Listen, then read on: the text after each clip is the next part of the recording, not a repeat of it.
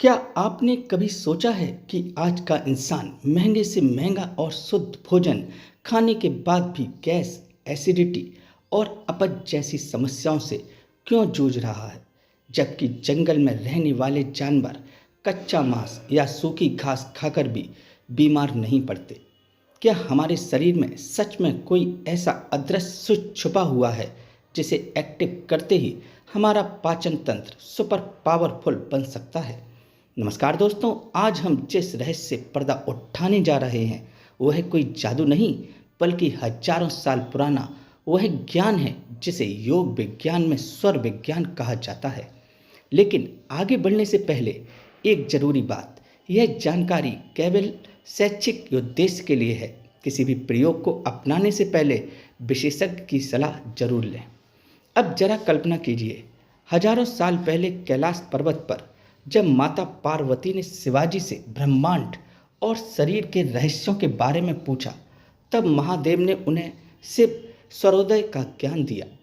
यही वह विद्या है जो बताती है कि हमारी सांसें सिर्फ हवा नहीं बल्कि ऊर्जा का प्रवाह है। आम इंसान सोचता है कि सांस लेना बस एक साधारण प्रक्रिया है, लेकिन सच्चाई यह है कि हम कभी भी दोनों नाकों से बराबर सांस नहीं लेते।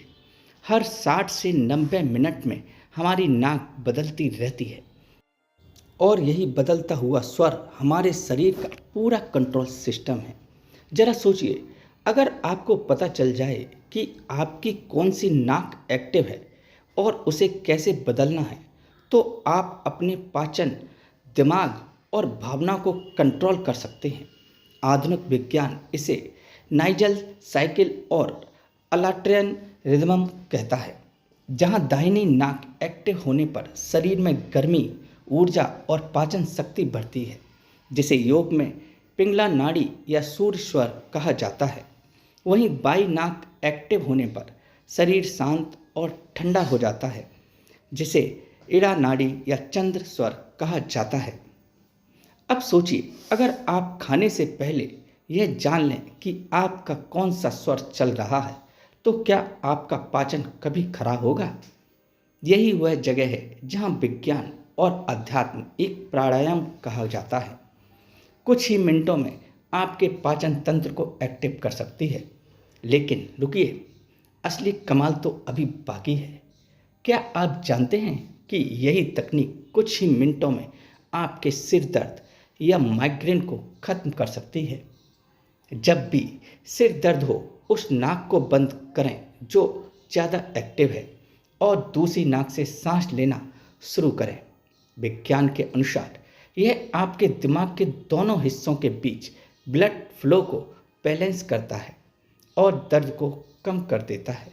यानी आपकी सांसें ही आपके दिमाग की केमिस्ट्री को बदल सकती है। और यही नहीं, यह विज्ञान आपके भावनाओं पर भी असर डालता है। जब आप गुस्से में होते हैं तो सांस तेज होती है, जब शांत होते हैं तो सांस धीमी।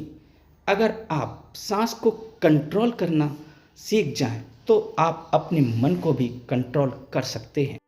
यही कारण है कि प्राचीन ऋषि इस विद्या को बहुत गुप्त रखते थे। लेकिन आज के समय में जब इंसान तनाव और बीमारियों से घिरा हुआ है, यह ज्ञान एक संजीवनी की तरह है। यह कोई अंधविश्वास नहीं बल्कि बायोफीडबैक और न्यूरोप्लास्टिसिटी का असली विज्ञान है। जब आप अपनी सांसों को समझ लेते हैं, तो आपको एहसास होता है कि आप सिर्फ शरीर नहीं बल्कि ऊर्जा का एक हिस्सा हैं। अब इस वीडियो के अंत में मैं आपसे एक सवाल पूछना चाहता हूँ। अभी इसी समय अपनी नाक के नीचे उंगली रखिए और महसूस कीजिए कि आपकी कौन सी नाक ज़्यादा एक्टिव है, दाईं या बाईं, और क्या आपका मूड उसी के अनुसार है? आपका जवाब कमेंट में ज़रूर लिखें। अगर आपको यह वीडियो ज्ञानवर्धक लगा हो तो लाइक करें, चैनल को सब्सक्राइब करें और ऐसे ही रहस्यमय ज्ञान के लिए जुड़े रहें हमारे चैनल अद्भुत ज्ञान के साथ। धन्यवाद।